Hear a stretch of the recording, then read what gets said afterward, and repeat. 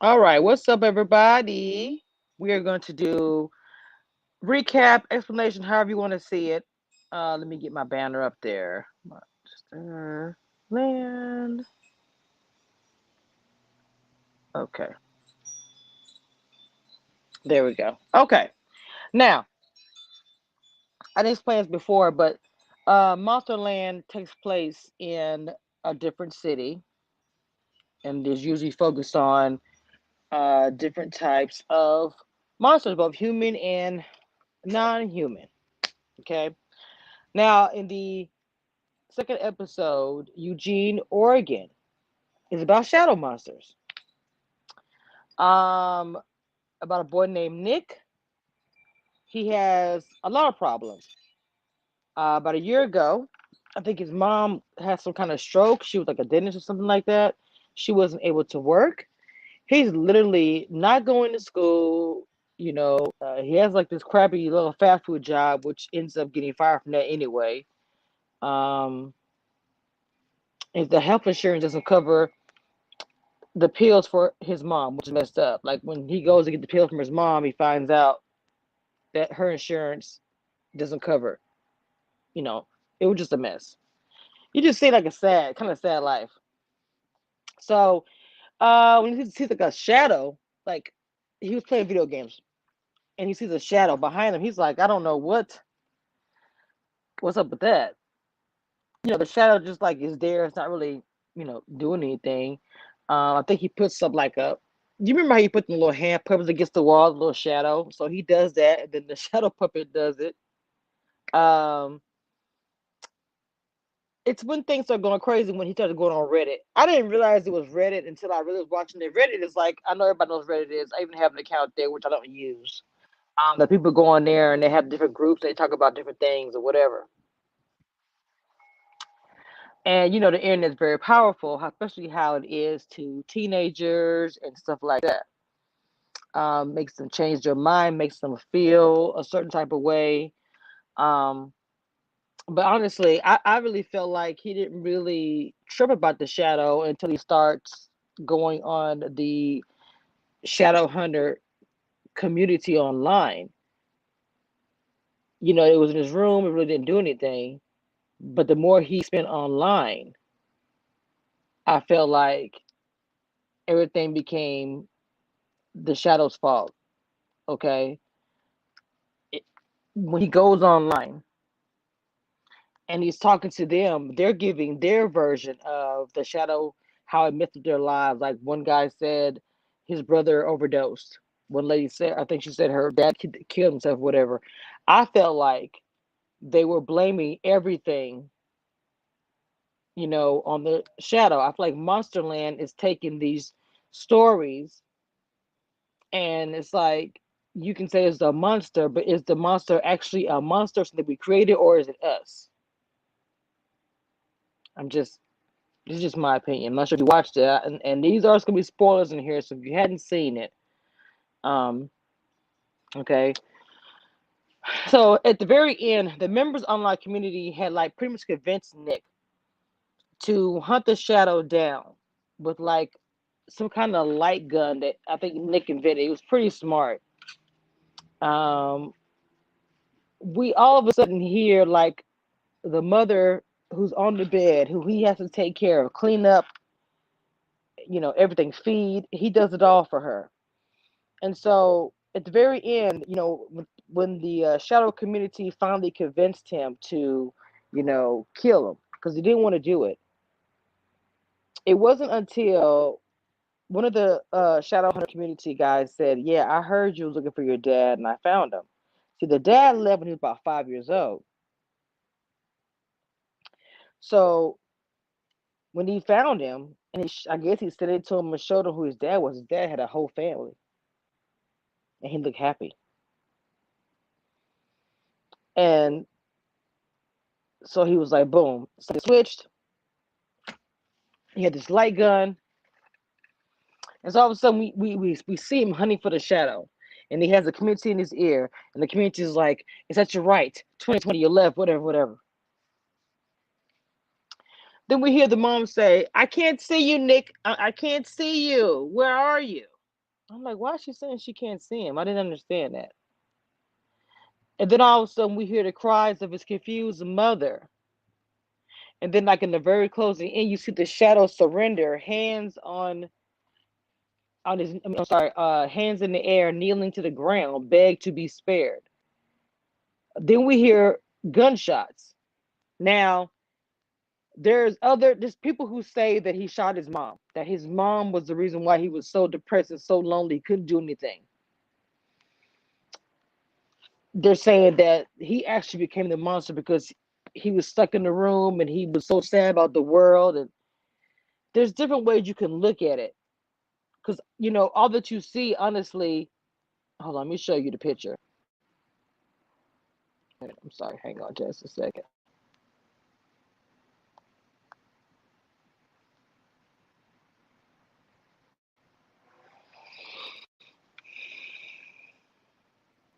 Okay, so all you see is him on his knees with the shadow light pointing at the shadow.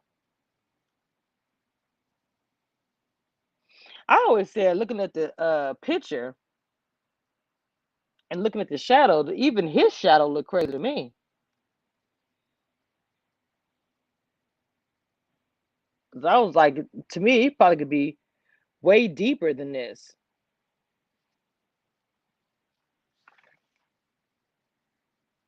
if you really think about it. And also, too, with these stories, a lot of these stories are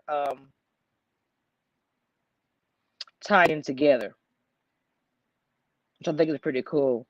You can reference something in each story, and I do like that. Okay, now we're going to cover Monsterland season 1, episode 3. And of course, y'all know I'm from the South, so New Orleans, Louisiana, this one is. Um, you see a family at a festival in the French Quarter in New Orleans. I'm not sure if you now that I watched it, I'm not really sure if you would use the word enjoy. Just being honest. Um, Annie spends the every time you see Annie, she's completely stressed out. Like she can't stop worrying about her son. And I kept on saying, something wrong? Does he have an issue or something? What's you know? I remember at one point her friend like bumped into her, which I thought was kind of weird.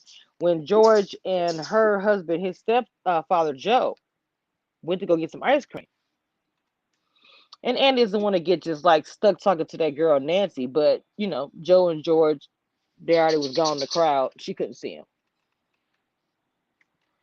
Um, Nancy said something weird. She goes, Andy, you're different than what was expected when they found out that her and Joe got married. And I was like, okay, thought that was kind of weird, but all right. So Annie's freaked out when she sees George, which any mother would, when she sees George running through the crowd, looking like he's scared. Then he sees like his wrist is like spraying, and she's like, "Oh," I mean, George is like, "Well, it was a creature with black eyes chasing him, trying to take him." And he's like, what is going on?" So they go to the children's hospital, and for us viewers, as they're going to the hospital, we do see that guy that's standing behind Annie right now, black eyes. So we're like, okay. So let's fast forward to 14 years later. Annie and Josh. Annie is Annie is in the dark, but okay, Annie is in the dark, holding onto a hat. She's just sitting there, afraid somebody's in the backyard. She was acting like shaky and nervous the whole episode to me. And all of a sudden, surprise! It's a big celebration party for Joe, who has received a prestigious award for his medical research at this center. And of course, Nancy, his wife, is going to be there, and she had Nancy is there with someone she has with her, and the young lady is named Jennifer. Now, and although we know her as Tony. Remember, I told you the episodes, they will put the episode together according to quote unquote Jennifer. She moved to New Orleans to go to school and become a dental hygienist. And isn't that interesting? That is exactly what Nick's mom was before she had a stroke. I'm just telling you. Okay. It's not really clear what Nancy does, but Nancy's like likes to make a home and wreckage of people's lives. I also saw like some bitterness, like a little bit of jealousy. Hold on, y'all.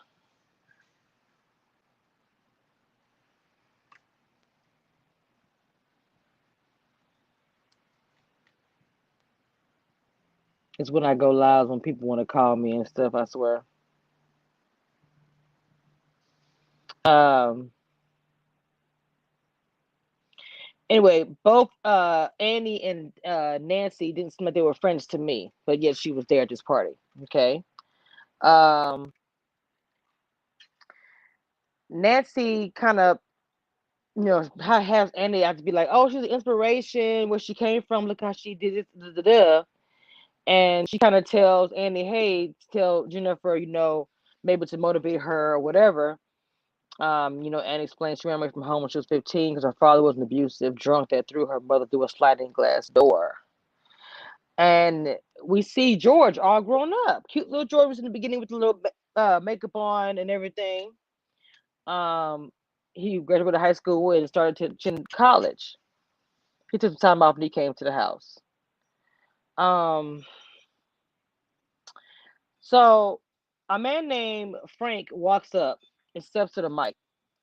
Okay, we don't know who he is or anything. Um, he like, hey, do you remember my sister, Julie?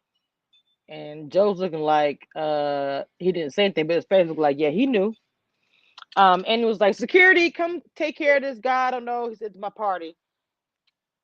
Slips past and punches Joe in the face. George is watching everything. George all of a sudden prepares to leave. He's staying with some girl named Kelly, which is there's an awkward of some kind of tension between them. Joe and Annie. He's not really close to his parents. He doesn't even go to Joe. He tells for a handshake, no hug, nothing. Annie sees Joe in the office, asks about the Julie thing around 14 years ago. Not long after the fiasco, Joe had an affair with a resident, Julie. She got fired, and Annie isn't all, and all of a sudden, okay, she says she's the one who would end up. I'm sorry, she was the one who ended up getting fired, and Annie's just sitting there taking a stride. Annie wasn't upset. To me, it was weird because hearing that type of news from your husband, that would make any woman react to something. She was just like, oh, okay. It happened. She said it was a time where she was really worried over George. It was having nonstop night terrors after whatever he saw in the French Quarter. You know, Annie just wants to push everything under the rug, in my opinion. She doesn't want to deal with anything. Although she wishes Joe would have told her. Okay. He has to pack his things. He have like a long flight or whatever. He's going to his work. All of a sudden, while Annie's sleeping, she hears this jazz music through her window. She's a trumpet player in the distance. Um, in the morning, all of a sudden, the public relations lady comes by her home to tell her some news. She said, remember that lady, Julie? Well, it isn't entirely true. Julie is a 19-year-old NYU student. Do the math. Several other have come forward. Although the statute of limitations expired on most, except for 11-year-old Joe, instantly goes on defensive. Claiming these women just doing it because they want attention. He has the award. So now we must know the episode Monsterland is tackling the Me Too movement. Yeah. Um, how is a man supposed to move through life with the possibility of accusations at a drop of a hat? Because these women could be telling the truth, right? Kate points out. The problem is these accusations are usually spot on, except for here, of course. But Julie released a videotape online containing sensitive content. So how could Kate even say that much?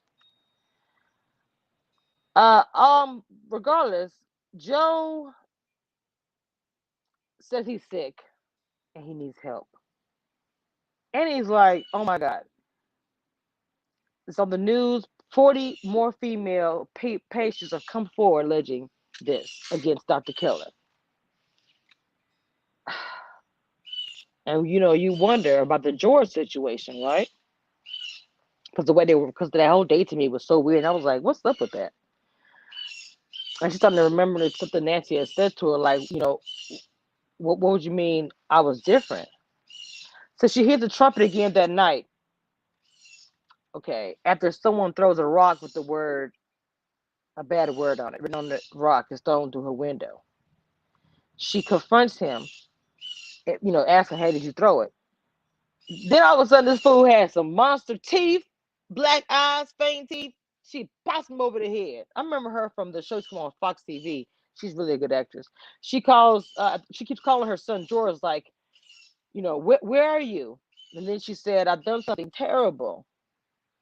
Um, I don't think any of especially, yeah, I didn't. He attacks Annie, bites her in the neck, blows out the window. When he blows the trumpet, some evil song comes on. It blows the windows out. All of a sudden, George actually finally comes to the house.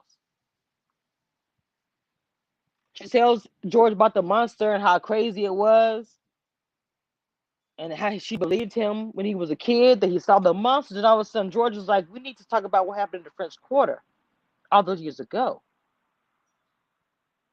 That in fact something happened with Joe and him in the bathroom, and the broken wrist and the hurt wrist was him trying to get away.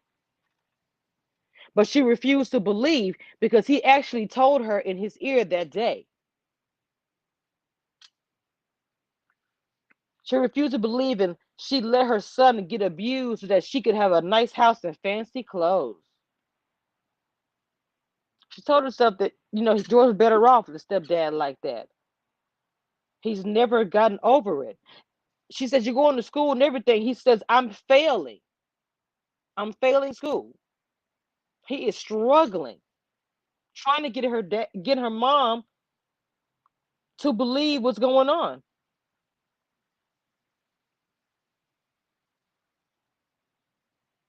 I think he said, I'm going to give you one last chance to believe me, and walked out the door. Then the trumpet man comes back again, blasting music all over the house. She just wanted some quiet. She finds an ice pick on the ground and jams it into her ears so she hears nothing. But then the mournful tune continues playing. She can't escape. She can't escape the thing she did and to her child. And see, to me, this whole entire episode about Annie, how she was trying so hard not to look at what she had to do, that she was accomplished, and her son being hurt, she didn't protect him.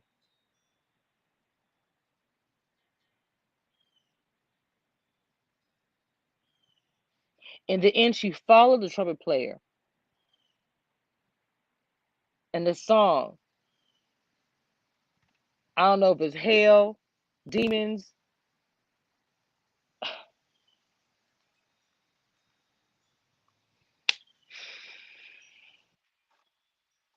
He said, I'll give you one last chance, the son said. It almost seemed like she was going to hell. Maybe she thought she deserved to go to hell. Because this whole time, the people, the monster, not only was Joe the monster, she was the monster as well. That she let her son, that happened to her, and she didn't protect him so that they can have riches and fame, so that he could be rich and famous. Or, no, I'm sorry, be well off and taken care of. Because the first thing she said, I was a single mom. We barely had anything. I bet you he would rather have nothing, broke and poor, and have love from his mom. growing up like that compared to growing up in riches. The boy is failing and struggling. He's drowning in life. Okay. Hope you guys enjoyed that. That was episode 1. Episode 2, we will go over next time 3 and 4. If you guys have not checked it out on